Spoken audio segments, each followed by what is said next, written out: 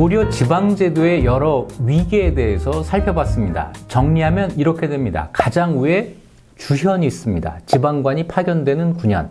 그 다음에 속현이 있습니다. 지방관이 파견되지 않은 군현. 그 아래에 부곡제 지역이 있습니다. 크게 셋. 하지만 그 안에 또 등급이 있습니다. 주현의 경우에 1등급 경도호부목, 2등급 주부군, 3등급 현. 대단히 복잡하죠. 이런 복잡한 구성이 왜 생겼을까요? 이 복잡한 구성이 그 당시 현실을 그대로 보여주는 것이라고 한다면 어떻겠습니까? 무슨 이야기냐면 경제 발달의 수준이 낮은 단계에서는 지역 간의 경제력의 차이가 심하게 나타납니다. 이 경제력의 차이를 그대로 반영해서 지방제도를 만들었을 때 어디는 주현 가운데 도호부 목이 되고 어디는 부곡이 되고 하는 이런 격차가 생기게 되는 거죠. 따라서 요즘 우리는 이렇게 많은 차별을 어떻게 사람들이 참고 견뎠을까라고 생각을 할 수도 있지만 그 당시 살던 사람들의 입장에서 보면은 그거는 어쩌면 당연한 것이었는지도 모릅니다. 출발부터가 달랐던 것이죠. 이 위계에 따른 차별, 이런 것들을 현대 우리들은 참지 못합니다. 좀처럼 인정하려고 하지도 않지만 이것이야말로 근대 이전의 전근대 역사의 가장 특징적인 현상이라고 볼 수가 있습니다. 분수라는 말 있죠? 분수를 지켜야 한다. 이 분수가 무슨 얘기냐면 자기 처지에 맞는 한도라는 뜻이에요. 그때 그 처지는 대개는 신분을 가리키죠. 그 신분에 맞는 한도를 지켜라. 양반이 아닌 사람이 양반만 할 수 있는 일을 하려고 하면 안 된다. 노비가 일반 양인이 하려고 하는 일을 하면 안 된다. 이런 얘기예요. 이게 분수잖아요. 우리 동양에서는 아마 이 신분제하에서 이런 것이 아마 당연한 상식이었을 텐데 서양도 그 점에서는 마찬가지입니다.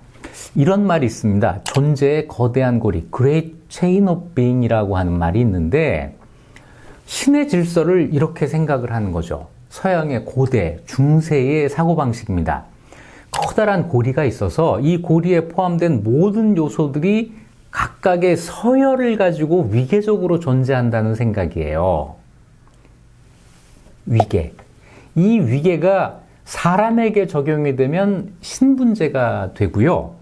국가와 국가 사이에 적용이 됐을 때는 동양의 4대 책봉 조공관계, 이것을 당연시하는 것으로 나타나게 됩니다.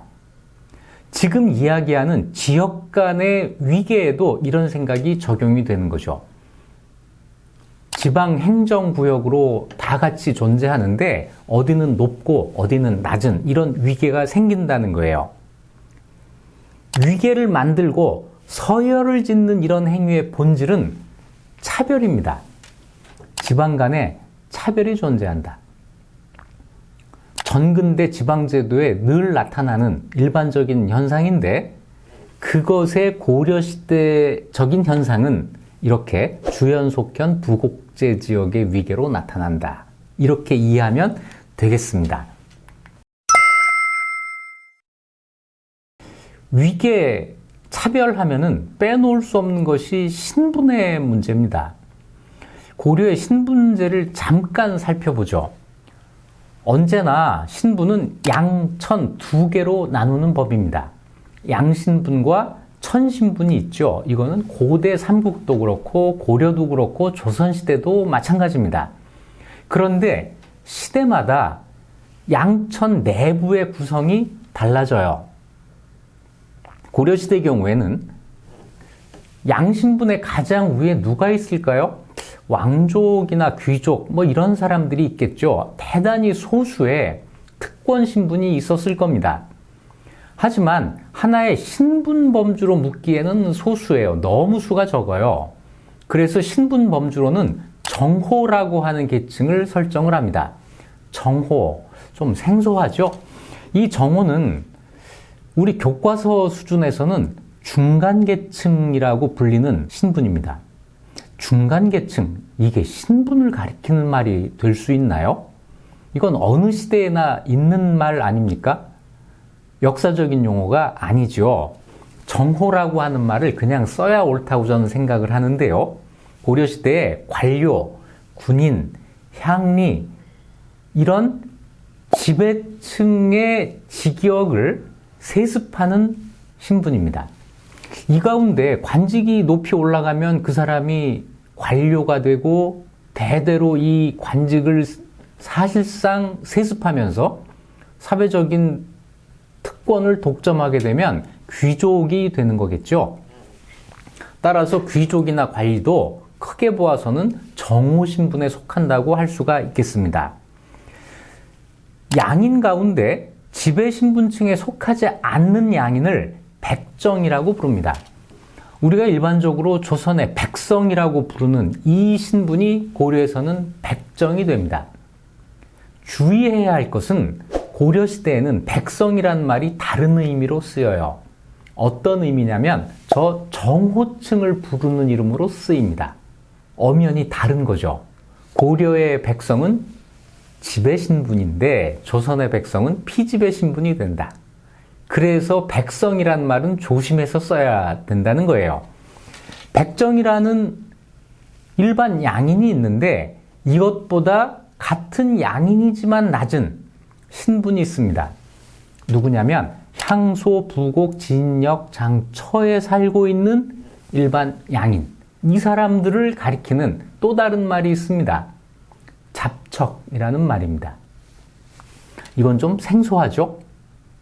가끔 역사는 외워야 할 게 많이 있는 거죠. 그렇다면 고려시대 양신분은 어떻게 구성되는 거죠? 정호, 백정, 잡척 이렇게 구성이 되죠. 그리고 그 아래에 천신분이 있고 이 천신분의 가장 많은 수를 차지하는 것이 바로 노비입니다.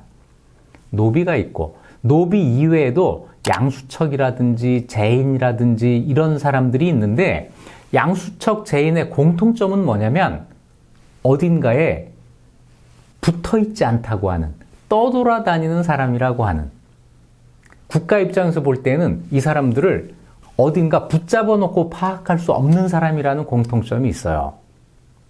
자, 이런 사람이 천민의 신분에 있는 거죠. 자, 양신분과 천신분으로 나눈다. 양신분은 정호, 백정, 잡척으로 나뉘고 천신분은 노비, 양수척, 제인 등이 있다. 자, 이것이 이제 고려시대의 신분 구성입니다. 여기에서 지방제도와 신분제도가 결합한 것을 찾으셨어요? 백정과 잡척이 그렇죠. 이 둘은 모두 양인인데 부곡제 지역에 사는 양인은 잡척이라고 하고 일반 군현에 사는 양인은 백정이라고 해서 서로 구별을 합니다. 신분제와 지방제도가 여기에서 만나고 있죠. 이 신분제와 지방제를 결합시킨 것이 바로 본관제입니다. 자, 본관제 얘기 좀 앞으로 다시 돌아가 볼까요? 고려 초에 중앙과 지방이 타협을 하면서 지방 호족들에게 성씨를 나누어 줬다. 토성분정 이야기했습니다. 이것이 고려 건국 이후에 다양한 지방 세력을 통합하는 방법이었다. 지방 세력의 지위를 인정해 주면서 이 사람들에게 조세를 징수하거나 여격을 징발하거나 하는 이런 실무를 맡길 수 있는 이점이 있었어요. 지방 세력은 중앙과 타협하고 협력하면서 대민지배의 일선에 나서면서 자기들의 지위를 유지하고 인정받을 수 있었다고 한 이런 점에서 타협이라고 했죠. 이러면서 이제 성과 지역이 모두 정해지죠. 이 두 개가 결합해서 어디 무슨 시라고 하는 본관이 만들어지게 되는 거죠. 그런데 그 본관의 지역에는 지방제도의 위계, 계서적인 성격이 가미가 됩니다. 그리고 모든 사람들은 자기의 신분이 있어요. 어디 사는 어떤 신분의 사람인지 이것에 따라서 그 사람의 사회적인 지위가 결정이 되는데 복잡하죠? 복잡해요. 표로만 들면 이런 겁니다. 세로로는 그 사람의 신분을 써요. 정오, 백정, 잡척, 천민. 옆으로는 이 사람이 살고 있는 지역을 씁니다. 주현, 속현, 부곡. 그래서 이 사람이 어디 사는 어떤 신분의 사람인지를 정하면 동그라미를 칠 수 있잖아요. 그래도 복잡하지 않아요? 복잡하죠? 이 복잡한 걸 아주 간단하게 해결하는 방법이 바로 그겁니다. 본관이 어디신가? 이 질문이에요.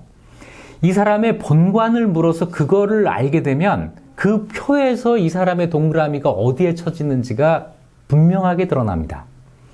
유청신이라는 사람이 있었죠? 유청신이라는 사람한테 본관이 어디신가라고 물었을 때 고위부곡입니다. 그랬을 거잖아요. 그러면 고위부곡에 성씨를 갖고 있는 사람이구나. 부곡의 정호구나. 이렇게 밝혀지잖아요. 어떤 사람은 본관은 어디인데 성은 없습니다. 이렇게 되면 그 본관이 주현, 속현, 부곡 어딘가 구별이 되고 성이 없는 사람이니까 백정이구나 또는 잡척이구나. 이렇게 드러나게 되잖아요. 본관자의 역할이 바로 그거예요. 복잡한 위계 속에서 그 사람의 지위를 아주 간단하게 드러낼 수 있는 방법. 지금과는 아주 다른 굉장히 중요한 기능을 했던 거죠.